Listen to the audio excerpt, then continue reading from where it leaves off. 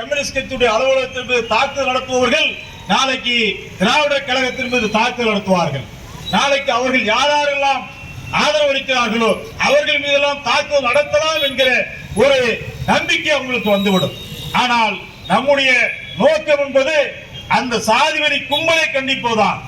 அனைத்து அந்த சாதியில் கொண்ட அத்தனை பேரை மட்டுமல்ல, ஒரு குறிப்பிட்ட சாதிவெறி கும்பலை நாம் கடுமையாக கண்டிக்க கடமைப்பட்டிருக்கிறோம் என்கிற அடிப்படையில் இன்றைக்கு பெருவாரியாக இந்த வன்முறைக்கு எதிராக அனைத்து தரப்பட்ட மக்களையும் ஒருங்கிணைத்து இந்த ஆர்ப்பாட்டம் மிகச்சிறப்பாக நடைபெற்றுக் கொண்டிருக்கிறது. இந்த ஆர்ப்பாட்டம் வெல்ல வேண்டும். தமிழக முதல்வர் அவர்களிடம் நம்முடைய திராவிட கழக தோழர் சொன்னதை போல நம்முடைய மாநில செயலாளர் அவர்கள் 5 நிமிடத்தில் பேசினா முடிஞ்சு போயிரும் சொன்னாங்க. உண்மையாவே இது 5 நிமிட பிரச்சனை அல்ல, ஒரு அலுவலகத்துடைய பிரச்சனையா பார்த்துடலாம். ஆனா சாதி வெறி என்பது ஆண்டாண்டு காலமாக 2000 ஆண்டுகளாக 3000 ஆண்டுகளாக ஒவ்வொருத்தருடைய மனதிலும் ஊறி போயிருக்கு. நம்முடைய முதலமைச்சர் ஸ்டாலின் என்ன நீ கம்பெடுத்துட்டு போய் அடுறான சொல்றாரு.